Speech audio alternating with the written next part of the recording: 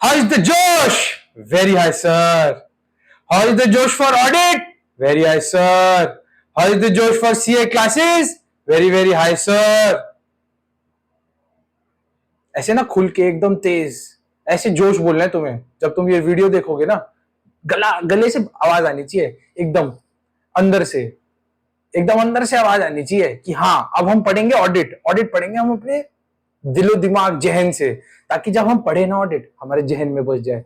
जैसे हमारा पहले क्लास में फॉर्मूला था जहन में बसाने का, इस बार भी हमारा यही फॉर्मूला है। तो हेलो मेरे दोस्तों, क्या हाल है, क्या हाल है, क्या हाल है आप सबके? कैसे हो आप सब?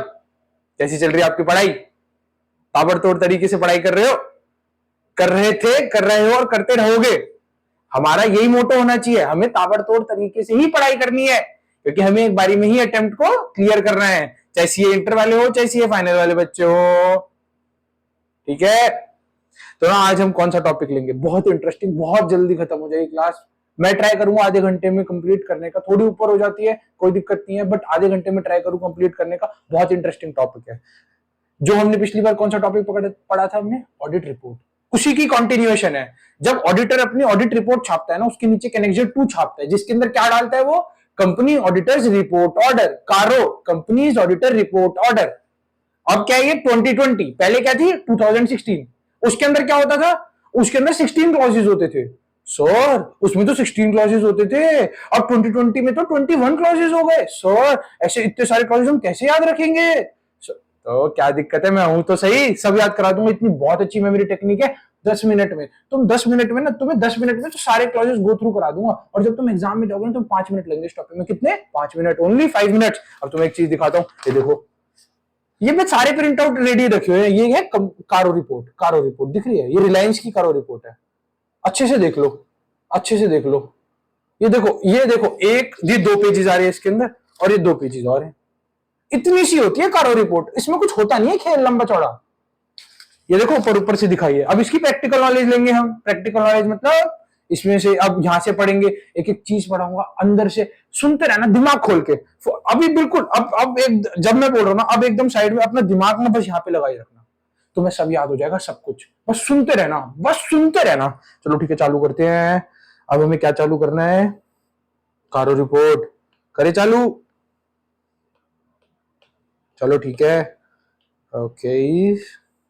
तो क्या है, किस किस पे एप्लीकेबल होती है कारो रिपोर्ट? एक सेकंड, पेन क्यों नहीं चल रहा है? ये पेन क्यों नहीं चल रहा? हाँ चालू होगा, ठीक है। तो किस किस पे एप्लीकेबल होती है? सबसे पहले हम देखो कारो रिपोर्ट क्या होती है। कंपनी ऑडिटर्स रिपोर्ट ऑर्डर, कारो रिपोर्ट हो गई। इसके अंदर हम रिपोर्टिंग करते हैं। अब हम 21 क्लॉजेस की रिपोर्टिंग करते हैं। सबसे पहले हमें यह पता होना चाहिए ना किस किस कंपनी पे कारो एप्लीकेबल होता है। अरे भाई ऑडिटर गया है, उसे पता ही नहीं है किस किस कंपनी पे कारो एप्लीकेबल होता है। पता होना चाहिए ना भाई ऑडिटर को। ऑडिटर को हर चीज की नॉलेज होनी चाहिए, जब भी तो ऑडिटर है। चार्टर्ड अकाउंटेंट क्या है भाई? चार्टर्ड अकाउंटेंट नॉलेज का भंडार है। उसे हर चीज की नॉलेज होगी तभी तो वो आगे जाके कंपनी को ऑडिट करेगा। प्रोफेशनल स्केप्टिसिज्म, प्रोफेशनल जजमेंट कैसे दिखाएगा जब तक कुछ और नॉलेज ही नहीं होगी? तो भाई वो कारो एप्लीकेबल है नहीं, 1% कंपनी वहां पे कारो रिपोर्ट लगा दी। अरे भाई ऐसे थोड़ी होता है, जहां पे एप्लीकेबल होगी वहीं तो लगाएंगे। अब तुम एक चीज बताता हूँ, देखो कहां कहां पे एप्लीकेबल होती है। Applicable to all companies including foreign companies. किस किस पे एप्लीकेबल नहीं होती? इसका ना बहुत अच्छा निमोनिक है, एक बारी में याद हो जाएगा। क्या? 1 person got his Samsung asset insured from a private bank। एक बंदे ने क्या करा, अपना सैमसंग का जो एसेट मोबाइल आता था ना पहले 4-6 साल पहले, उसका इंश्योरेंस करा लिया। किससे? प्राइवेट बैंक से। कराते हो ना इंश्योरेंस, प्राइवेट बैंक भी करता है इंश्योरेंस। याद हो गया? इसके अंदर 6 के 6 एक्सेप्शंस कवर हो गए, 5 के 5 एक्सेप्शंस। कौन कौन से कवर हो गए? जो देखते हैं, कौन सा? 1% कंपनी, 1% कंपनी पे कारो रिपोर्ट एप्लीकेबल नहीं होती। और फिर किस पे? स्मॉल कंपनी पे भी कारो रिपोर्ट एप्लीकेबल नहीं होती। एक नया अमेंडमेंट आया इस साल। स्मॉल कंपनी किसे बोलते हैं? स्मॉल कंपनी बोलते हैं जिनका पेड अप कैपिटल 4 करोड़ या फिर उससे कम हो। ठीक है, ये याद रखना। पेड अप कैपिटल जिसका 4 करोड़ या उससे कम हो, और टर्नओवर जिसका 40 करोड़ या उससे कम हो, वो क्या होती है? Small company. उसमें कारो एप्लीकेबल नहीं होता। उसके बाद आते हैं सेक्शन 8 कंपनी। सेक्शन 8 कंपनी कौन सी होती है? जो जो अच्छे काम करती है। अच्छे काम करने वाली कंपनी कौन सी होती है? Section 8 company. उसमें भी कारो एप्लीकेबल नहीं होता। अरे भाई वो कंपनी अच्छे काम कर रही है, उसमें कारो एप्लीकेबल करके क्यों रिपोर्टिंग बढ़ानी है? वैसे ही वो अच्छा काम कर रही है, इसलिए उसमें कारो रिपोर्ट एप्लीकेबल ही नहीं होती। उसके बाद आती है इंश्योरेंस कंपनी। इंश्योरेंस कंपनी के सारे लॉ रेगुलेशन अलग चलते हैं, इसमें कारो रिपोर्ट एप्लीकेबल नहीं होती। फिर आता है एक एक रह गया यहाँ पे डाल देते हैं हम, कोई दिक्कत नहीं है, नोट्स बना देते हैं। रह गया कौन सा? Banking company. बैंकिंग कंपनी पे भी ना सर कार्य एप्लीकेबल नहीं होता। ठीक है, बैंकिंग कंपनी पे कार्य एप्लीकेबल नहीं होता, उसके भी रेगुलेशन अलग चलते रहते हैं ना, इसलिए बैंकिंग कंपनी पे कार्य एप्लीकेबल नहीं होता। उसके बाद आती है प्राइवेट कंपनी जो कि सब्सिडरी नहीं है और होल्डिंग कंपनी नहीं है फॉर पब्लिक कंपनी। अरे अगर पब्लिक कंपनी की सब्सिडरी होल्डिंग हो जाएगी तो पब्लिक कंपनी बन जाएगी ना भाई। इसलिए जो प्राइवेट कंपनी पब्लिक कंपनी की होल्डिंग या सब्सिडरी होती है उस पर भी कार्य एप्लीकेबल नहीं होता। ठीक है, ये हम वो चीजें देख रहे हैं जिसपे कार्य एप्लीकेबल नहीं होता। सारी कंपनीज में होता है एक्सेप्ट दीज कंपनीज। क्या निमोनिक बताया था? 1% got his Samsung asset insured from a private bank. दोबारे 1% got his Samsung asset insured from a private bank. मेरे साथ बोलो दोबारे, 1% got his Samsung asset insured from a private bank. 1% got his Samsung asset insured from a private bank. इतनी बार बोलोगे ना अपने आप याद हो जाएगा, हर किसी को तुम याद करा दोगे। ये वाला निमोनिक याद रखना, इससे क्या है, इन चीजों पे कार्य एप्लीकेबल नहीं होता। 1% company, small company, section 8 company, insurance company, private company और बैंकिंग कंपनी। अब आते हैं प्राइवेट कंपनी के ऊपर। ठीक है, अब प्राइवेट कंपनी क्या है?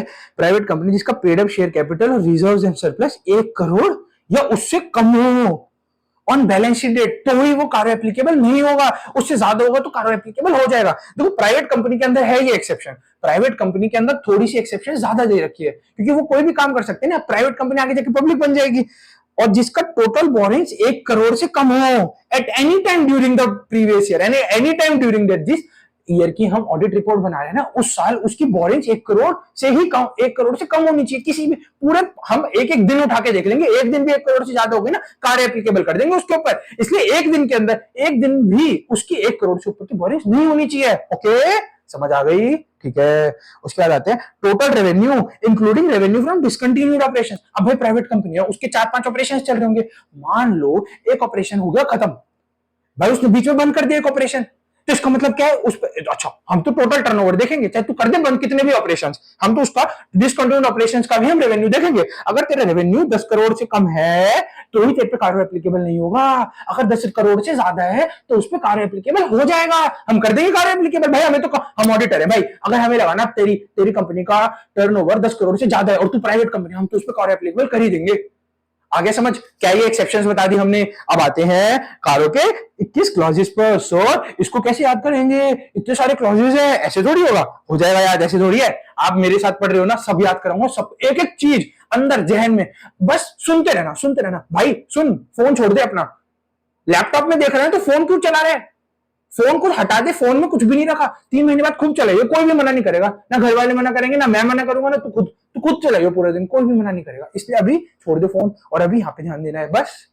अब हमें करने हैं कारो के क्लॉजेज ऑफ कारो। 21 क्लॉजेज है, बहुत जल्दी हो जाएंगे। इसका बहुत बहुत सिंपल सा निमोनिक है, बहुत सिंपल सा निमोनिक, उसे याद करते, उसे बोलता रहूंगा मैं, तुम्हें वैसे याद हो जाएगा। और एक एक क्लॉज को हम अंदर से भी पढ़ेंगे। तुम्हें रिवीजन करा के भेजूंगा, ऐसे नहीं भेजूंगा, रिवीजन करा के भेजूंगा। तुम इसको 2-4 बार, 3-4 बार देखोगे ना, तुम्हें कारो याद हो जाएगा। तुम्हें कारो के लिए दोबारा कहीं जाने की जरूरत नहीं पड़ेगी, ना बुक खोलने की जरूरत पड़ेगी, यहीं से देख लेना बस जो मैं पढ़ा रहा हूं, बस सुनते रहना। ठीक है, अब आता है फिक्स्ड एसेट्स। देखो तो मैंने इसका निमोनिक बता दो। सबसे पहले हमने क्या करा था? एक्सेप्ट किस पे 1% got is Samsung asset insured from a private bank. 1% got is Samsung asset insured from a private bank. ठीक है, अब आता है क्लॉजेस ऑफ कारो। कैसे याद करेंगे इसको? Fill PDC to clear all statutory dues and repayment of loans. कितने क्लॉजेस हो गए तुम्हारे? बहुत सारे क्लॉजेस हो गए। कवर तुम्हें दिखाता हूं। फिल, FILL होती है ना फिल की spelling. PD public deposit, C से cost records, to clear all statutory dues. चलो ये आ गया अलग सा क्लॉज, ये हम कर लेंगे, कोई नहीं, इसको एक बीच में याद कर लेंगे भाई। रीपेमेंट ऑफ लोन से पहले एक वर्ड आ जाता है अनरिकॉर्डेड ट्रांजैक्शन, ठीक है, उसको अलग से याद कर लेंगे, कोई दिक्कत नहीं है, हो जाएगा याद। फिर PDC to clear all statutory dues and repayment of loans. हो गया, इतना हो गया। फिर क्या बोलते हैं? IPO raised. अब तुम IPO में पैसे लगाते हो ना, कौन कौन लगाता है IPO में पैसा? भाई IPO के अंदर जो अलॉटमेंट नहीं आती ना, कल किसी की भी अलॉटमेंट, मेरी भी अलॉटमेंट नहीं आती जल्दी से, कभी कभार आ जाती है। आई थी एक बार बहुत पहले बर्गर किंग की, उसके बाद अलॉटमेंट ही नहीं है अभी तक भी। ठीक है, IPO में पैसा लगाते हो ना, 15,000 ब्लॉक करते हो ना, तो ठीक है, क्या क्या IPO रेज्ड बाय, इस बार ना फाइनेंस मिनिस्टर लिया है अपना IPO raised by finance minister. किस लिए? To promote Nidhi company for related party transaction. अरे भाई देख रहे हो कितना आसान निमोनिक है। IPO raised by finance minister to promote Nidhi companies for related party transactions and internal auditor found non cash transaction in NBFC। अरे नॉन कैश ट्रांजेक्शन मिल गई इंटरनल ऑडिटर को NBFC में। और ये देखो, अब देखो एक चीज और बताता हूँ। अब क्या होता है यार, तुम जब छोटे बच्चे थे, तुम किसी का अजीब सा नाम सुन के ना हंसते थे, बहुत ज्यादा हंसते थे, सच बताओ, ऐसा होता था ना? हंसना नहीं चाहिए, गलत बात है ये। बट क्या है, आज ये टेक्निक काम आ जाएगी। अजीब सा नाम ना याद हो जाता था तुम्हें, एक बारी में याद हो जाता था। सच सच बताओ, एक बारी में याद हो जाता था ना? ये लारू है ना, कुछ भी मीनिंग नहीं डिफाइन करता, बट ये अजीब सा नाम है, तुम्हें एक बारी में याद हो जाएगा। 2 बार पढ़ना, लारू लारू लारू, अपने आप याद हो जाएगा। ये हो गए तुम्हारे 20 क्लॉजेस कवर। देख रहे हो, 20 क्लॉजेस कवर करा दिए। ये लास्ट रह गया है, क्वालिफाइड, कि whether there has been qualified adverse remarks by respective auditor in report of companies including CFS. ये बाद में समझेंगे, ठीक है? अभी तुम्हारे को मैंने पूरा याद करा दिया है कारो, एक बार बता दिया है, अब याद हो जाएगा तुम्हें। Fill PDC to clear all statutory dues, and उससे पहले क्या है, unrecorded transaction and repayment of loans. उसके बाद क्या आता है, IPO raised by finance minister to promote Nidhi company and related party transactions, and internal auditor found non-cash transaction in NBFC और लारू। उसके बाद क्या है, बस एक लाइन है लास्ट में, याद हो गए? 21 के 21 क्लॉजेस कवर है इसके अंदर, एक एक करके सबको अंदर तक पढ़ेंगे, अंदर तक, कुछ नहीं छोड़ना। अब आता है F से, fixed assets. Fixed assets, fixed assets, इसके अंदर क्या क्या आते हैं? अब भाई फिक्स्ड एसेट्स है, फिक्स्ड एसेट डेफिनेशन क्या क्या आता है? Property, plant, equipment and intangible assets, यही होते हैं फिक्स्ड एसेट्स। इससे बाहर चलो होते होंगे, बट ये आते हैं फिक्स्ड एसेट्स मेजरली। अब इसके अंदर, इसके अंदर की भी निमोनिक है, इसके अंदर का भी मेमोरी टेक्निक बना के दे दिया मैंने तुम्हें, क्योंकि उसमें ज्यादा पॉइंट्स थे, इसलिए मैंने निमोनिक बना के दे दिया तुम्हें। क्या है? आरपीटी एंड बेनामी ट्रांजेक्शन को रिवैल्यूएशन करो। आरपीटी एंड बेनामी ट्रांजेक्शन का रिवैल्यूएशन करो। अब आरपीटी तो वही होती है, रिलेटेड पार्टी ट्रांजेक्शन, बट यहाँ पे ये नहीं है। यहाँ पे क्या है, records, physical verification, title deeds and बेनामी प्रॉपर्टी का रिवैल्यूएशन करो। बेनामी प्रॉपर्टी इज अ अलग heading and revaluation is a different heading, ठीक है? अब पहले आते हैं रिकॉर्ड्स। अब क्या है रिकॉर्ड्स, क्या है, हमें ना प्रॉपर तरीके से मेंटेन करने पड़ेंगे रिकॉर्ड्स पीपी के और इंटेंजिबल एसेट्स के। भाई डिटेल क्या है पीपी की, कितनी डिटेल, मतलब कितनी क्वांटिटी है अपने प्रॉपर्टी प्लांट एंड इक्विपमेंट की, कितनी क्वांटिटी है, कितने अमाउंट की प्रॉपर्टी प्लांट एंड इक्विपमेंट हमारे बुक्स में खड़ी है, फिर इंटेंजिबल एसेट्स कितने के खड़े हैं हमारे बुक्स में, ये हो गया रिकॉर्ड। अब हमने कर लिया फिजिकल वेरिफिकेशन। भाई हम ऑडिटर है, हमने कहा मैनेजमेंट से, तुम ना पीपी का फिजिकल वेरिफिकेशन करके हमें रिपोर्ट दे दो कि कोई मटेरियल डिस्क्रिपेंसीज तो नहीं है। अगर मटेरियल डिस्क्रिपेंसीज है, उन्हें तुमने प्रॉपर्ली डेल्ट करा है। भाई डिफरेंसेस आ रहे प्रॉपर्टी प्लांट में, बताओ ना मैं क्यों आ रहे डिफरेंसेस, आने ही नहीं चाहिए यार। तुम्हारा सारा डेटा मेंटेन हो रहा है, सैप में मेंटेन कर रहे हो तुम, डेप्रिसिएशन तुम कंपनीज एक्ट के हिसाब से लगा रहे हो, टोटल तुम्हारे सारे बिल पर्चे हैं, फिर क्यों डिफरेंस आ रहा है तुम्हारे प्रॉपर्टी प्लांट में? मटेरियल डिस्क्रिपेंसी नहीं होनी चाहिए, छोटी मोटी होगी ना, हम उसे इग्नोर कर देंगे। मटेरियल होते ही ना, हम नहीं छोड़ेंगे उसे, हम रिपोर्ट कर देंगे उसे कारों में भाई यही क्यों चीजें रिपोर्ट होती है। अब क्या बोलते हैं यार, अब भाई जमीन तो खरीद ली है, वो कंपनी के नाम है ना ये जमीन, कि किसी और के नाम है, थर्ड पार्टी के नाम है, रिश्तेदारों के नाम कर दी जमीन, कंपनी के नाम होनी चाहिए जमीन। ये बोल रहे हैं कि जो टाइटल डीड्स है वो किसके नाम है, वो नेम ऑफ द कंपनी के नाम होनी चाहिए। If not provide the details for the same, अगर नहीं है ना, बता दो भाई किस किस के नाम पे। अगर तुम्हें रिश्तेदारों के नाम पे ना, उसको डिस्क्लोज कर दो, हम कारो रिपोर्ट में डालेंगे। फिर उसके बाद आता है वेदर एनी प्रोसीडिंग्स ऑफ बेनामी प्रॉपर्टी आर पेंडिंग और इनिशिएटेड अगेंस्ट द कंपनी। भाई अगर बेनामी प्रॉपर्टी पता है ना, जिसका कोई नाम नहीं होता, ऐसे यारे गहरे कुछ भी, इधर से पेमेंट है उधर से पेमेंट है, कंपनी ने प्रॉपर्टी खरीद ली ना, उसका दीन ईमान है कोई ना, कुछ इसकी एग्जिस्टेंस तो होगी बट उन 2 नंबर में खरीदी हुई प्रॉपर्टी, गवर्नमेंट को ना टैक्स जमा कराया ना कुछ जमा, यही तो होती है बेनामी प्रॉपर्टी। अंदर नहीं घुसेंगे, बेनामी प्रॉपर्टी का अलग से एक्ट दे रखा है, बट अभी हमें क्या याद करना है, कारो रिपोर्ट में अगर कोई बेनामी प्रॉपर्टी कोई ट्रांजैक्शन तुम्हें मिली, उसे रिपोर्ट करना है यहाँ पे, बस दैट्स इट। रिवैल्यूएशन क्या है, अगर हम 10% और more in aggregate of net PP को रिवैल्यू करेंगे ना, तो हमें उसे रिपोर्ट करना है, दैट्स इट। हो गया ना यार, आरपीटी एंड बेनामी प्रॉपर्टी का रिवैल्यूएशन करो। आरपीटी के records, physical verification, title deeds, उसका क्या बेनामी प्रॉपर्टी एंड रिवैल्यूएशन, खत्म। 5 पॉइंट्स कवर, अंदर के पीपी खत्म, तुम्हारा एफ खत्म। Fill PDC to clear all statutory dues का एफ खत्म, वैसे खत्म। भाई तुम्हें याद भी होगा फिक्स्ड एसेट्स है, property plant and equipment, intangible है, उसके अंदर के 5 पॉइंट भी याद हो गए ना, पक्का। नेक्स्ट टॉपिक पे चलते हैं। आई से क्या, इन्वेंट्री का क्या करेंगे हम, फिजिकल वेरिफिकेशन। और इन्वेंट्री क्या होती है, हमारी वर्किंग कैपिटल। अब देखो, अगर हम फिजिकल वेरिफिकेशन करेंगे, उसके अंदर अगर मटेरियल डिस्क्रिपेंसीज आती है, मटेरियल डिस्क्रिपेंसीज किसे बोलते हैं हम, 10% और more in aggregate should be properly dealt with. ये बोल रहे हैं अगर तुम्हारी फिजिकल वेरिफिकेशन करी हमने इन्वेंट्री की, और मान लो 10 करोड़ की इन्वेंट्री है और 1 करोड़ से ऊपर का डिफरेंस आ रहा है, भाई हम करो रिपोर्ट कर देंगे। आ कैसे रहा है इतना डिफरेंस क्यों आ रहा है, 10% से बहुत ज्यादा डिफरेंस है, ये मटेरियल डिस्क्रिपेंसी, हम इसको रिपोर्ट करेंगे और इसको तुमने प्रॉपर्ली डेल्ट भी करना है, कहां गया भाई 1 करोड़ रुपए का माल? मजाक है क्या 1 करोड़ रुपए? फिर उसके बाद आता है वर्किंग कैपिटल। वर्किंग कैपिटल अगर कंपनी को 5 करोड़ से ऊपर की अगर सैंक्शन हो जाती है, उसको भी हम कारो रिपोर्ट के अंदर डालेंगे ही डालेंगे। यार बड़ी बड़ी देखो, कारो रिपोर्ट क्या होती है? कारो रिपोर्ट होती है बड़ी बड़ी रिपोर्ट, बड़ी बड़ी चीजें जो कंपनी में इनकर हुई है उसको हमें रिपोर्ट करना है ऑडिटर को। हाँ भाई ये चीजें हमने देखी है, इस चीज की हम रिपोर्टिंग कर रहे हैं कारो रिपोर्ट में। कारो रिपोर्ट है तो ऑडिटर रिपोर्ट का ही ना पार्ट।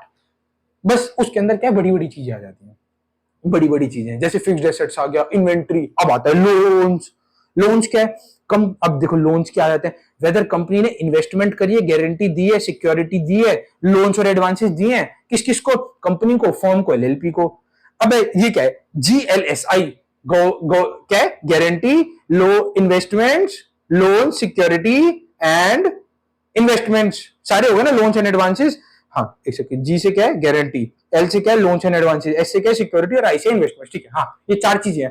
अब हम इसके अंदर चेक करेंगे कि जो कंपनी ने ये चारों चीजें दी है कंपनी, फर्म और एलएलपी को, इसके अंदर क्या क्या आता है। ठीक है, सबसे पहले देखते हैं भाई जो टर्म्स एंड कंडीशंस है ना जीएलएसआई के, जो guarantee, security, loans and advances और इन्वेस्टमेंट करिए, उसके जो टर्म्स एंड कंडीशन है वो कंपनी के अगेंस्ट तो नहीं है, नॉट प्रिजुडिशियल टू कंपनीज इंटरेस्ट।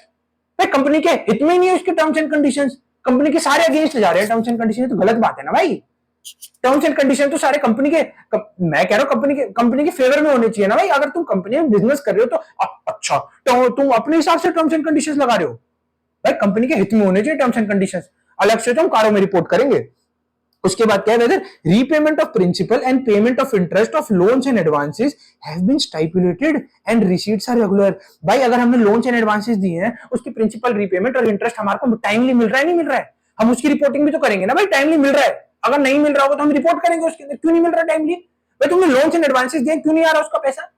पता लगाया तुमने? तुमने मैनेजमेंट ने क्या एक्शन लिया? भाई सब बताएंगे ना हम। अरे मैनेजमेंट एक्शन नहीं लेगी तो हम तो बताएंगे ना भाई इन्वेस्टर्स को कि मैनेजमेंट एक्शन नहीं ले रही है, पैसा आ नहीं रहा है, मैनेजमेंट एक्शन ले नहीं रही है। भाई पैसे तो डूब जाएगा, फरार हो जाएगा, वो चला जाएगा कहीं आइलैंड वाइलैंड पे। जो बंदा पैसा लेके भाग जाएगा फिर कहां से पकड़ोगे? भाग जाते हैं ना लोग लंदन पैसा लेके। अब आता है कि कोई अमाउंट ओवर ड्यू है 90 दिन से ज्यादा, उसको भी रिपोर्ट कर देंगे। भाई 90 दिन से ज्यादा हो गया, पैसा आ नहीं रहा है, हमने लोन एंड एडवांसेस दिए तो उसकी 90 दिन से ज्यादा हो गया, ना उसकी रिसीट आ रही, मतलब इंटरेस्ट की रिसीट आ रही, ना उसकी रीपेमेंट आ रही। अरे तो ओवर ड्यू हो गया ना भाई, ये तो होना ही नहीं चाहिए था। अब इसको हम रिपोर्ट करेंगे, 90 दिन से ज्यादा ओवर ड्यू होते हैं हम रिपोर्ट करेंगे। फिर आ रहा है जो over due loans and advances हैं, भाई तुम ये तो नहीं कर रहे जो over due loans and advances है उसे रिन्यू कर रहे हो, उसे एक्सटेंड कर रहे हो और उसका और फ्रेश लोन देके पुराने लोन को सेटल कर रहे हो। ये तो बहुत गलत बात है। बंदा पहले दिवालिया है, पहले तो पैसे दे नहीं रहा है, उसके बाद तुमने क्या करा, उसे और लोन दे दिया, नया लोन फंड कर रहे हो, नए एक्सटेंशन कर रहे हो, फ्रेश लोन दे रहे हो ताकि वो पुराना रिपेमेंट करते। भाई कहां का न्याय है भाई? पहले ही बंदा दिवालिया है, उससे और कितना पैसा दोगे? कंपनी डुबा दोगे क्या? भाई ऐसा नहीं चलेगा। अगर ये करा है ना तो मैं रिपोर्ट कर दूंगा कारों में, फिर इन्वेस्टर देख लेंगे तुम्हें। If companies principal business activity is not of giving guarantee, loans and advances और सिक्योरिटी। भाई अगर कंपनी का बिजनेस नहीं है ना इस चीज का, तो क्या होगा कि अगर कंपनी का ये चीज का बिजनेस नहीं है तो aggregate amount of guarantee, loan and security given and balance outstanding to subsidiary, associate and joint venture other than subsidiary and associate and joint venture. भाई अगर कंपनी का इस चीज का काम नहीं है यार, क्या होता है अब जैसे कोई बैंकिंग कंपनी है, बैंकिंग कंपनी में चलो कारो एप्लीकेबल नहीं होता है, एनबीएफसी पे तो हो रहा है ना, यहाँ पे एनबीएफसी तो आया ही इन एक्सेप्शन में, यहाँ पे बैंकिंग कंपनी आई है, यहाँ पे नॉन बैंकिंग फाइनेंशियल कंपनी नहीं आई है। तो नॉन बैंकिंग अगर फाइनेंशियल कंपनी है जिसका काम है लोन देने का, और अगर वो ये अगर लोन्स एंड एडवांसेस दे रही है तो कोई दिक्कत नहीं है। बट अगर वो कंपनी नहीं, जैसे कोई फॉर एग्जांपल कोई भी कंपनी है और वो लोन्स एंड एडवांसेस दे रही है ना, तो उसके अंदर हमें क्या बताना पड़ेगा? देन हमें ना एग्रीगेट अमाउंट ऑफ जो कि गारंटी, लोन, सिक्योरिटी किस किस को दिया है, किस किस को दिया है, एसोसिएट, जॉइंट वेंचर और सब्सिडियरी को, तो हम इसको रिपोर्ट करेंगे। अगर उनके अलावा भी किसी को दिए तो भी हम रिपोर्ट करेंगे, बट वो अलग लाइन में रिपोर्ट हो जाएगा। ये 2 पॉइंट्स बन जाते हैं हमारे, 1 पॉइंट बन जाता है और ये 2 पॉइंट बन जाते हैं। इसमें हमारे कितने पॉइंट कवर हो गए? 6-7 पॉइंट। देखो ये वाला इसके साथ 1 पॉइंट बन जाएगा और ये वाला इसके साथ 2 पॉइंट बन जाएंगे। तो हमारे टोटल कितने पॉइंट कवर हो गए? 6 पॉइंट कवर हो गए लोन्स के। भाई कंपनी ने अगर लोन दिया है, इन्वेस्टमेंट, गारंटी, सिक्योरिटी कुछ भी दिया है तो कंपनी, फॉर्म्स एंड एलएलपी, तो हम यहाँ पे रिपोर्ट करेंगे कारों के अंदर। भाई तुम्हारा फिल का एफआईएल कंप्लीट। अब आते दूसरा लोन्स। अगर कंपनी ने जीएलएसआई मतलब guarantee loans and advances security और इन्वेस्टमेंट अगर कंपनी ने करी है, उसने 185 और 186 ऑफ कंपनीज एक्ट का प्रॉपर कंप्लाई करा है नहीं करा है, लोन दिया है कोई डायरेक्टर को, लोन या इन्वेस्टमेंट बाय कंपनी को करी है नहीं करी है, तो उसने 185 और 186 के प्रॉपर ध्यान रखते हुए करी है ना सारी इन्वेस्टमेंट या लोन दिए जो डायरेक्टर को। फिल खत्म, फिल खत्म, फिक्स्ड एसेट्स खत्म, इन्वेंट्री खत्म, लोन्स खत्म, दूसरा लोन्स भी खत्म। डन है? कुछ बचा? कुछ भी नहीं बचा।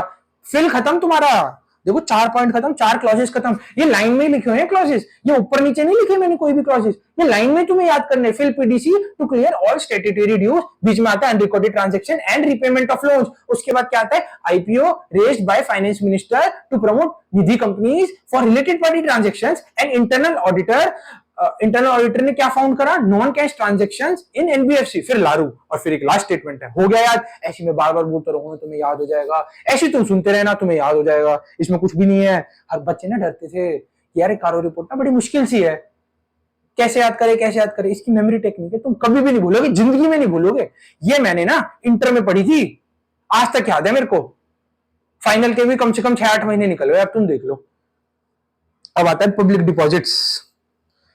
whether company has complied with the provisions of section 73 to 76 of Companies Act। भाई जो पब्लिक डिपॉजिट से कौन से सेक्शन में दे जाते हैं? 73 to 76 उठा के देख लेने, सारे पब्लिक डिपॉजिट्स के सेक्शन है। अगर कंपनी पब्लिक डिपॉजिट दे रही है तो उसे इन सेक्शंस के साथ कंप्लाई करना पड़ेगा ना कंपनीज एक्ट के, बिल्कुल करना पड़ेगा। और कंपनी करेगी करेगी, अगर नहीं करेगी ना ऑडिटर क्या करेगा? ऑडिटर ना बहुत तेज है, ऑडिटर ना दिमाग बहुत तेज चलाता है अपना 360 डिग्री घुमा के, प्रोफेशनल स्केप्टिसिज्म लगाता है। उसे दिख गया ना पब्लिक डिपॉजिट्स के अंदर कोई झोल झपाटा हुआ है, वो रिपोर्ट कर देगा 1 मिनट में कारों में। इसलिए कंपनी बहुत ध्यान से देखती है कि पब्लिक डिपॉजिट का सारा कंप्लाई हो रहा है नहीं हो रहा है, एज पर सेक्शन 73 टू 76। उसके बाद आते हैं कॉस्ट रिकॉर्ड्स। अब यार कंपनी, काफी सारी कंपनीज पे कॉस्ट रिकॉर्ड्स भी एप्लीकेबल होते हैं, उसकी डिफरेंट लिमिट्स है, 148 के अंदर दे रखी है। अब जो 148 है कंपनी उसे ढंग से कंप्लाई कर रही है नहीं कर रही है, वो देखेगी, वो देखेगा ऑडिटर। अब आता है देखो कौन कौन से हो गए? Fill PDC post dated cheques. PDC होता है post dated cheques, but PDC से याद रखना तुम, ठीक है? Post dated cheques, fill post date, fill ही तो करेंगे ना पोस्ट डेटेड चेक्स को, डेट लिखेंगे, नाम लिखेंगे, साइन करेंगे, फिल ही तो करेंगे ना पोस्ट डेटेड चेक्स को। और किस लिए फिल करेंगे? भाई हमारे कोई पेंडिंग ड्यूज होंगे या कोई हमारे को लोन की रीपेमेंट करनी होगी, इसलिए हम अपने चेक्स, पोस्ट डेटेड चेक्स को फुलफिल करेंगे। भाई हम जब कार लेने जाते हैं हमसे पोस्ट डेटेड चेक्स मांगे जाते हैं नहीं मांगे जाते हैं? क्यों मांगे जाते हैं? कि भाई तुम कम से कम इतना अमाउंट हम बाद में अपने हिसाब से डाल लेंगे बैंक अकाउंट में जब हमें पैसा लेना होगा, इसलिए वो ना 2-3 पोस्ट डेटेड चेक तुमसे साइन करा के फिल करा के रखते हैं। जैसे fill PDC to clear statutory dues and repayment of loan. अब देखो स्टैट्यूटरी ड्यूज कौन कौन से होते हैं? 2 तरह के स्टैट्यूटरी ड्यूज होते हैं। कौन कौन से होते हैं? Disputed and undisputed. अब स्टैट्यूटरी ड्यूज की ये बता दी मैंने कैटेगरी कि हाँ भी डिस्प्यूटेड भी हो सकते हैं, अनडिस्प्यूटेड भी हो सकते हैं। अब होते कौन कौन से हैं स्टैट्यूटरी ड्यूज? भाई जीएसटी भी होता है, प्रोविडेंट फंड भी होता है, एम्प्लॉयमेंट स्टेट इंश्योरेंस भी होता है, इनकम टैक्स भी होता है, स्टेट टैक्स भी होता है, वैल्यू एडेड टैक्स भी होता है। अब ये सारे स्टैट्यूटरी ड्यूज हैं। अब भाई एक तो होते हैं डिस्प्यूटेड। अब भाई सरकार कह रही है कि दे दो, हम कह रहे हैं नहीं दे रहे हम, क्योंकि बनता ही नहीं है हमारा, वो है डिस्प्यूट। और एक हो रही है कि सरकार कह रही है दे दो, हमने दे दिया, वो होता है अनडिस्प्यूटेड। अब ये बोल रहे हैं कि अगर अनडिस्प्यूटेड है ना और तुमने उसकी पेमेंट 6 महीने से ज्यादा तक लास्ट डेट ऑफ फाइनेंशियल तक करी नहीं, यार मान लो 31 तारीख को खड़े हो तुम, अब भाई अक्टूबर से पहले वाले फाइनेंशियल स्टैट्यूटरी ड्यूज की तुमने आज तक भी पेमेंट नहीं करी, 6 महीने से ऊपर हो गए ना, उसकी रिपोर्टिंग कारों के अंदर कर देंगे हम अनडिस्प्यूटेड स्टैट्यूटरी ड्यूज के अंदर कि तुमने भाई 6 महीने हो गए तो तुम पेमेंट क्यों नहीं करी अभी तक फाइनेंशियल, वो ये जितने भी स्टैट्यूटरी ड्यूज बच रहे हैं क्यों नहीं करी, हम इसकी रिपोर्ट कर देंगे कारों के अंदर। अब भाई जो डिस्प्यूटेड ड्यूज है ना, चलो ठीक है मत करो, तुम भी कह रहे हो कि नहीं बनता, सरकार मांग रही है, हो सकता है कुछ ग्लिच हो, डिसअलाउंस हो, अलाउंस हो, तो उसका ना हम 4-5 चीजें। अब यार ये जो मैंने तुम्हें ये दिया ना स्क्रीनशॉट, ये मैंने रिलायंस से निकाला है, जो मैंने तुम्हें दिखाई थी ना रिपोर्ट, दिखाता हूँ तुम्हें यहाँ से देखो, ये वाली जो रिपोर्ट है ना, ये जो दिख रहा है, ये जो इतने सारे पॉइंट्स आ रहे हैं, ये मैंने ये वाला स्क्रीनशॉट यहाँ पे लगाया तुम्हारी ईज के लिए। अब हम जब डिस्प्यूटेड ड्यूज का कारों के अंदर रिपोर्ट करते हैं ना, तो हमें क्या क्या चीजें रिपोर्ट करनी होती है? नेचर ऑफ स्टेट, मतलब किसके अंदर पेंडिंग है वो, ठीक है। उसके बाद हम देखेंगे नेचर ऑफ ड्यूज क्या है। नेचर ऑफ ड्यूज तुम्हें दिख रहा है यार, ये मैक्सिमम है, इससे ज्यादा होएगा नहीं।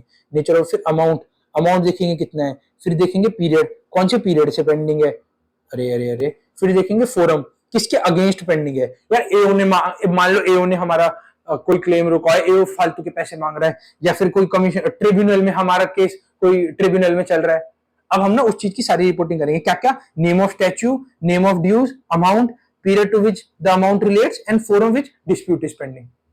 ये 5 चीजें हम डिस्प्यूटेड ड्यूज के अंदर रिपोर्ट करेंगे, कारों के अंदर अंदर। ठीक है, अब हमारा स्टैट्यूटरी ड्यूज भी हो गया कंप्लीट। अब देखो एक आता है अनरिकॉर्डेड ट्रांजैक्शन, ये हमारी मेमोरी टेक्निक में नहीं आता, बट हमें याद तो करना पड़ेगा लाइन में चलने के लिए। अब क्या होता है अनरिकॉर्डेड ट्रांजैक्शन? यार कभी कभार क्या होता है, कोई ट्रांजैक्शन हम रिकॉर्ड नहीं कर पाते, तो क्या होता है उसे हमने फिर इनकम टैक्स के पर्पस के लिए, फॉर एग्जांपल रेवेन्यू रिकॉर्ड करना रहेगा, उस पर टैक्स तो भरोगे ना। तो हम ये देखेंगे तुमने प्रॉपर टैक्स भर दिया या नहीं भर दिया है। और अगर प्रीवियसली कोई अनरिकॉर्डेड ट्रांजैक्शन थी, उसे अब तुमने बुक्स ऑफ अकाउंट्स में ढंग से रिकॉर्ड कर लिया या नहीं कर लिया। अनरिकॉर्डेड ट्रांजैक्शंस का बस इतना ही है। अब आते हैं रीपेमेंट। भाई तुमने लोन तो दे दिया था, इन्वेस्टमेंट दे दी थी, गारंटी दे दी थी, सिक्योरिटी दे दी थी, अब भाई तुम भी तो लोगे कभी कभार लोन, कहां से लोगे पैसा? भाई पैसा जब तो, भाई जो असली बिजनेसमैन होता है ना, कभी भी अपने पैसे से धंधा ही नहीं करता है, ये मान लो, सुन लो। जब वो दूसरों का पैसा लेता है ना, तभी वो असली धंधा करता है। अब वही धंधे के लिए करना तो पड़ेगा ना, लोन तो लेना पड़ेगा। अब उसने लिया है, कंपनी ने लोन ले लिया, अब कंपनी ने तो लोन ले लिया, अब कंपनी ने कोई डिफॉल्ट तो नहीं करा, रीपेमेंट ऑफ लोन। भाई कंपनी ने लोन ले लिया है, डिफॉल्ट तो नहीं करा ना कंपनी ने, ये चीज तो हम ही चेक करेंगे ना auditor.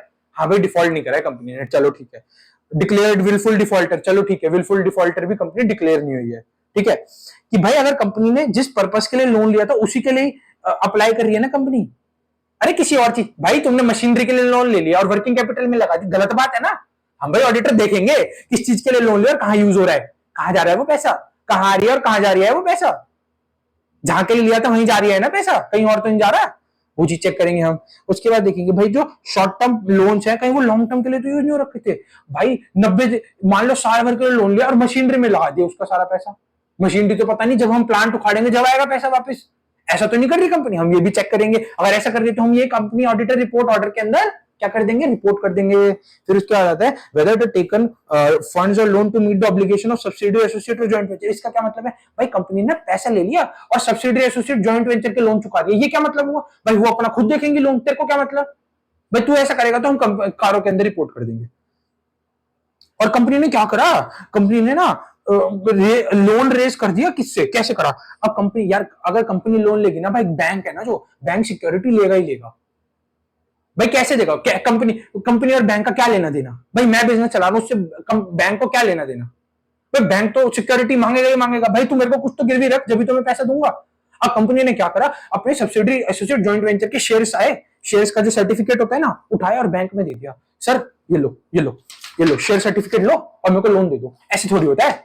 Subsidiary associate joint venture का अगर तुम सिक्योरिटी यूज करके लोन लोगे ना, मैं कारों के अंदर रिपोर्ट कर दूंगा। ऑडिटर ऐसा बोलता है, कर देगा ऑडिटर रिपोर्ट। भाई ऑडिटर को तो रिपोर्ट करने के पैसे मिलते हैं, वो तो कर देगा हर चीज रिपोर्ट, जितनी बड़ी रिपोर्ट उतना ज्यादा पैसा। दिखाया था ना कितने रुपए लिए थे पिछली बार ऑडिटर ने, 36 करोड़ रुपए रिलायंस के ऑडिट रिपोर्ट के। फिर आता है दूसरा, आता है सेक्शन आईपीओ।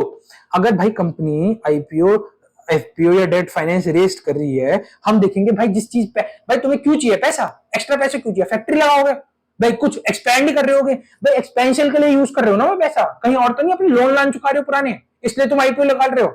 ऐसा नहीं होना चाहिए, अप्लाई होना चाहिए उसी पर्पज के लिए जिस पर्पज के लिए तुमने आईपीओ रेस करा है, किसी और पर्पज के लिए यूज नहीं होना चाहिए आईपीओ। वो भाई एक्सपेंशन के लिए लिया था, लोन चुका दिए सारे जो आईपीओ के पैसे, ये तो गलत बात है, बहुत तो बिल्कुल गलत है भाई। अगर ऐसा हुआ तो मैं तो रिपोर्ट कर दूंगा कारों में। And weather company has made any preferential allotment और प्राइवेट प्लेसमेंट ऑफ शेयर्स और सिक्योरिटी। अरे भाई अगर तुम बड़े बड़े लोगों को पैसा दोगे ना प्राइवेट प्लेस करके, भाई मैं तो कारों के अंदर रिपोर्ट कर दूंगा, सीधी सीधी बात है। भाई मेरे को जो अलग दिखेगा, मैं तो इन्वेस्टर्स को मैं तो 100% ट्रू एंड फेयर व्यू दूंगा, तभी इन्वेस्टर्स आज की डेट में ऑडिटर पे इतना भरोसा करते हैं। भाई मैं उनका भरोसा नहीं तोड़ूंगा, मैं तो हर चीज रिपोर्ट करूंगा जो भी होगी। प्राइवेट प्लेस करोगे, प्राइवेट प्रेफरेंशियल अलॉटमेंट करोगे, शेयर्स डिवेंचर सिक्योरिटी का, मैं तो करूंगा। और मैं भी ये भी देखूंगा भाई तुम प्रोविजन सेक्शन 42, 60 एंड 62 को कंप्लाई कर रहे हो नहीं कर रहे। भाई मैं तो हर चीज देखूंगा, मेरा तो काम ही, मेरे को पैसे इस चीज के मिल रहे हैं, मैं क्यों ना देखूं। मैं इन्वेस्टर्स मेरे पे बहुत आंख बंद करके भरोसा करते हैं, मैं हर चीज रिपोर्ट करूंगा इस चक्कर में, मैं कुछ भी नहीं छोड़ूंगा, अलग दिखा तो मैं तो बिल्कुल रिपोर्ट करूंगा।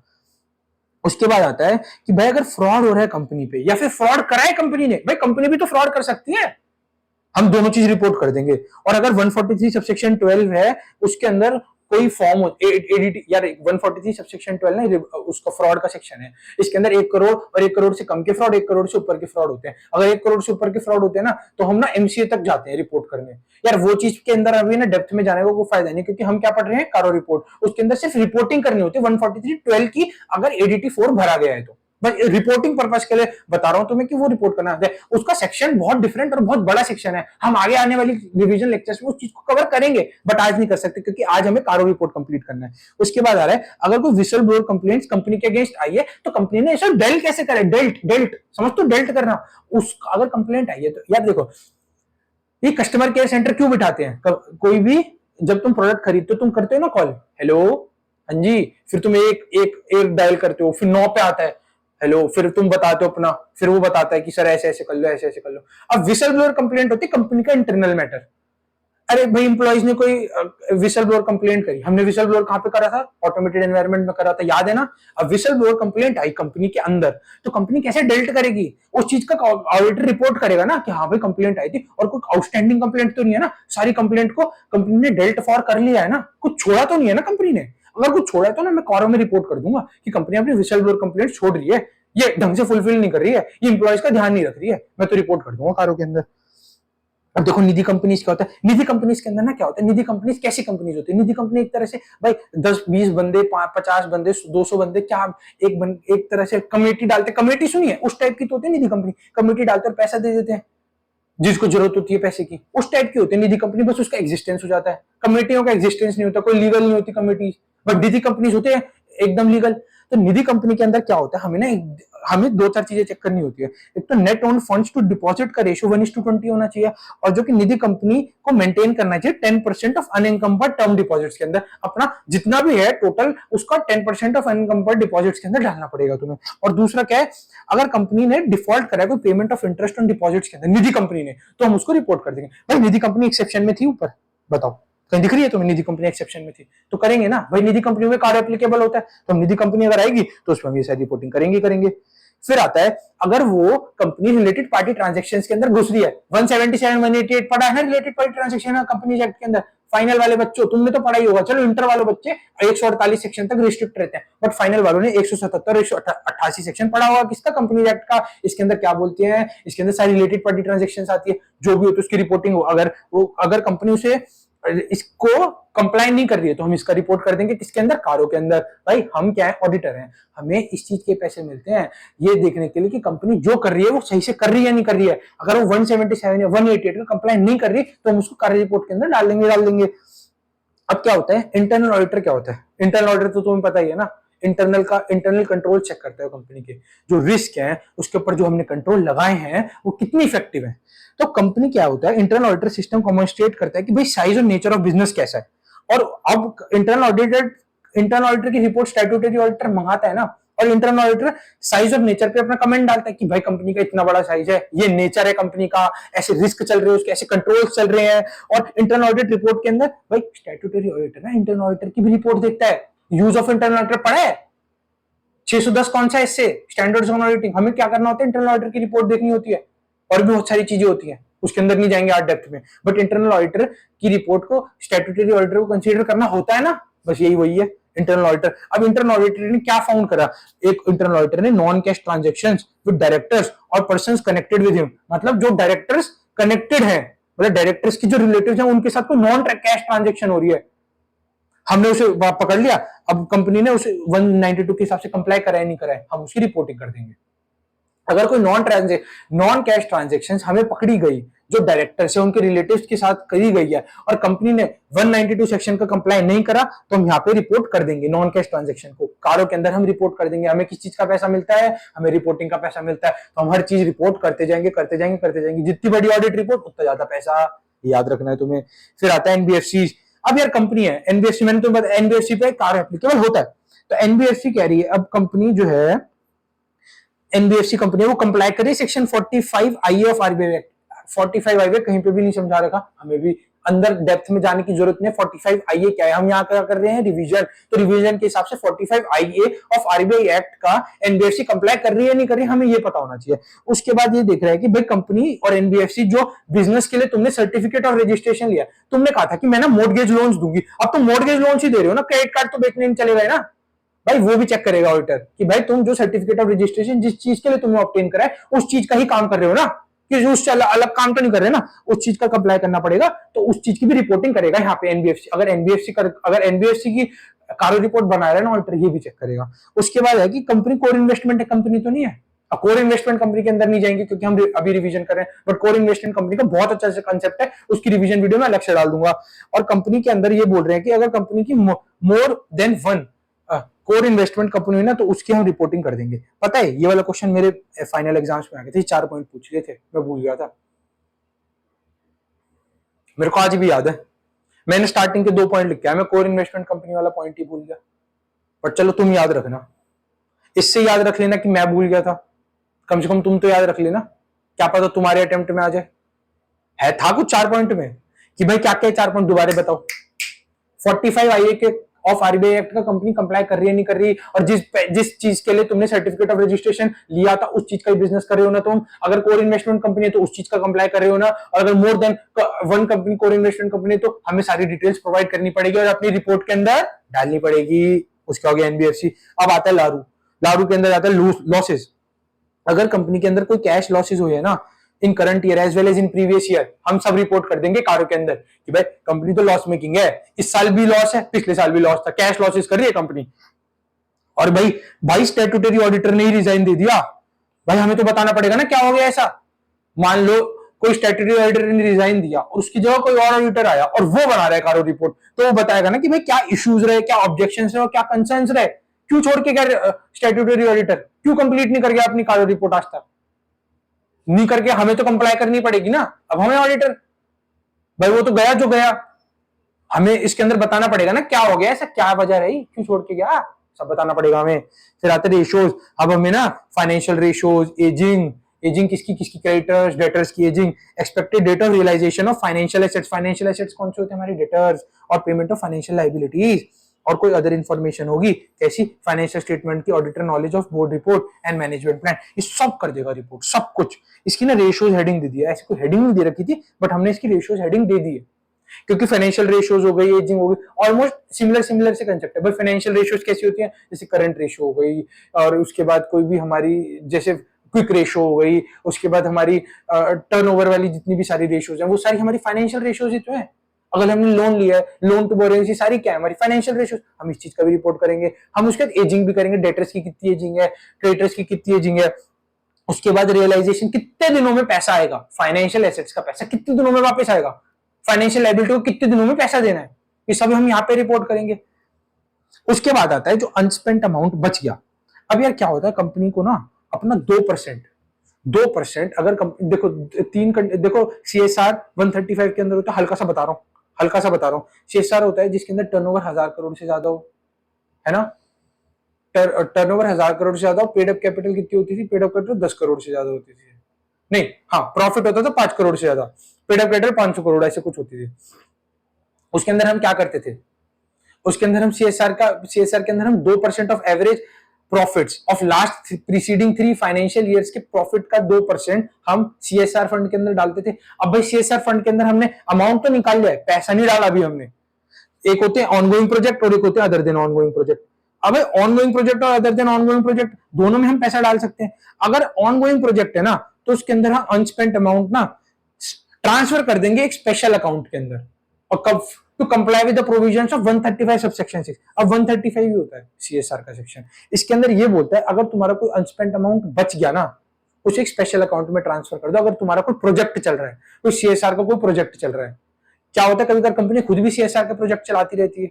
अब बट कंपनी ना कोई प्रोजेक्ट नहीं चला रही है, वो ऐसी उसे 2% पैसा देना ही देना है, वो किसी ट्रस्ट में दे सकती है, अच्छे कामों में पैसा लगा सकती है। अब वो कंपनी क्या करेगी, उसे ना 6 महीने के अंदर अंदर एक्सपायरी ऑफ फाइनेंशियल ईयर, भाई 31 मार्च 2023 के एंड से 6 महीने के अंदर अंदर ना उसे वो पैसा उन एक्टिविटीज के अंदर डालना पड़ेगा। कौन सी एक्टिविटीज के अंदर, जो शेड्यूल 7 के अंदर बोली गई है ऑफ कंपनीज एक्ट। और वो शेड्यूल 7 के अंदर ना बहुत सारी एक्टिविटी की बहुत लंबी लिस्ट है कि तुम स्पोर्ट्स के लिए पैसा खर्च करो, तुम योगा के अंदर पैसा डालो, बहुत सारी अलग अलग लिस्ट है, अच्छे कामों की लिस्ट है वो। ये जितने भी शेड्यूल 7 की लिस्ट है ना, सिर्फ अच्छे काम बताती है कि कंपनी को यहाँ पे पैसा डालना चाहिए, कंपनी को यहाँ पे पैसा डालना चाहिए। भाई कंपनी अगर इतने रुपए से ज्यादा कमा रही है तो कंपनी कुछ फायदा तो दे अपनी सोसाइटी को। वो ऑनगोइंग प्रोजेक्ट्स और अदर देन ऑनगोइंग प्रोजेक्ट्स में अपना पैसा डालती है। ये हो गया तुम्हारा अनस्पेंट अमाउंट, लारू हो गया, लारू आर यू भी कंप्लीट। फिर कह रहा है कि कंपनी का अगर कोई क्वालिफाइड एडवर्स रिमार्क्स है ना, कोई ऑडिटर ने दिया है जिसके अंदर कंसोलिडेटेड फाइनेंशियल स्टेटमेंट्स की रिपोर्टिंग होती है, अगर कंसोलिडेटेड फाइनेंशियल स्टेटमेंट्स की रिपोर्टिंग होती है और कोई और फाइनेंशियल स्टेटमेंट्स के अंदर क्वालिफाइड एडवर्स ऑफ रिमार्क्स चले गए तो कंपनी यहाँ पे रिपोर्ट कर देगी जिसके कंसोलिडेटेड फाइनेंशियल स्टेटमेंट्स जाते हैं। बस तुम इतना याद रखना है, इसके अंदर से ज्यादा कोई क्वेश्चन आते नहीं है, ऐसे कुछ लिखा होता। अब हमें ना एक बार दोबारा गो थ्रू करके ना पूरा एक बार बस निमोनिक करते हैं, ज्यादा नहीं, निमोनिक करेंगे। क्या किस किस पे एप्लीकेबल होता है? All companies including foreign companies. किस पे एप्लीकेबल नहीं होता? 1% got is Samsung asset insured from a private bank. 1% company, small company, section 8 company, insurance company, private company, जिसके अंदर तीन चीजें हैं। क्या क्या? जिसके अंदर paid up share capital, reserves and surplus 1 crore से ज्यादा नहीं होने चाहिए, जिसका टर्नओवर 10 करोड़ से ज्यादा नहीं होना चाहिए, और जिसकी बोरिंग्स 1 करोड़ से ज्यादा नहीं होनी चाहिए एक भी दिन, कोई भी एक भी दिन भी नहीं होनी चाहिए ज्यादा पिछले फाइनेंशियल ईयर के अंदर। ठीक है, उसके बाद आता है प्राइवेट कंपनी और बैंकिंग कंपनी हो गया। फिर उसके बाद आता है कितने क्लॉजेज है हमारे? 21 क्लॉजेज है। एफ से क्या? Fill PDC to clear all statutory dues. बीच में आता है unrecorded transactions and repayment of loans. उसके बाद क्या आता है? IPO raised by finance minister to promote Nidhi company for related party transactions and internal auditor for non-cash transaction in NBFC और लारू। उसके बाद एक लास्ट में कोई अजीब सी स्टेटमेंट है, उसे चाहे तुम याद भी मत रखना। 21 क्लॉजेस तुम्हारे कवर। दोबारा एफ से क्या है? फिक्स्ड एसेट्स, आई से क्या है? इन्वेंट्री, एल से क्या है? लोन्स, एल से क्या है? लोन्स, फिर पीडी से क्या है? पब्लिक डिपॉजिट, सी से क्या है? कॉस्ट रिकॉर्ड्स, उसके बाद है to clear all statutory dues, है ना, स्टैट्यूटरी ड्यूज। हमने स्टैट्यूटरी अनडिस्प्यूटेड और डिस्प्यूटेड। फिर उसके बाद कौन से आते हैं? Unrecorded transaction. फिर उसके बाद क्या आते हैं? Repayment of loan. फिर आता है IPO, FPO और डेट फाइनेंस। फिर उसके बाद आता है फ्रॉड तो नहीं हुआ या फ्रॉड तो नहीं करा कंपनी ने। फिर आती है निधि कंपनी की 3-4 चीजें। फिर आती है कि रिलेटेड पार्टी ट्रांजैक्शन से कंपनी ने ढंग से कंप्लाई कराया नहीं कराया। फिर आता है इंटरनल ऑडिटर। फिर आती है नॉन कैश ट्रांजैक्शन। फिर क्या आती है? फिर आती है NBFC। NBFC है तो उसको 4-5 चीजें याद रखनी पड़ेगी। मैंने क्या बताया था? ये क्वेश्चन मेरे अटेम्प्ट में आया था, तुम मत भूल जाना, पक्का तुम नहीं भूल जाना। मेरे अटेम्प्ट में आया था, मैं तो भूल गया था, तुम मत भूल जाना। उसके बाद आता है लारू, losses, auditor, ratios and unspent amount. Losses, auditor, ratios and unspent amount. Losses का क्या है?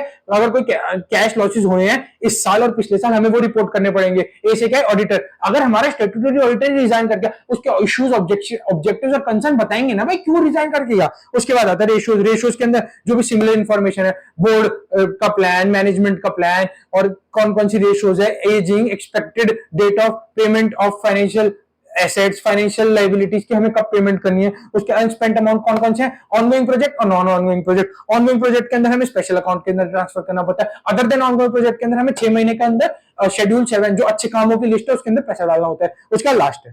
हो गया? है कुछ? मैंने क्या बोला था? मैंने स्टार्टिंग में क्या बोला था? आसान टॉपिक है ना। ऐसे लोग डरते थे कारों से। हमने कारों को कितनी देर में करा कंप्लीट? 40 मिनट में कर लिया हमने कारों को कंप्लीट। मैंने 30 मिनट का टारगेट लगाया था, पर मैं थोड़ा सा सेंट हो जाता इसलिए अंदर घुस जाते हैं। बट 40 मिनट में हमने पूरा कारो कंप्लीट कर लिया। इसे 2 बार 4 बार देखना तो मैं सच्ची बता रहा हूँ याद हो जाएगा। कुछ भी नहीं है इस वाले चैप्टर में, कुछ भी नहीं है इस टॉपिक में। बस मैं इस टॉपिक के अलग से क्लास लिए, रात को लिए, 10 बजे का टाइम हो रहा है, बट हमने क्लास कंप्लीट कर ली है बहुत अच्छे से 40 मिनट के अंदर अंदर। Thank you so much, thank you everyone for listening me so patiently. Thank you everyone.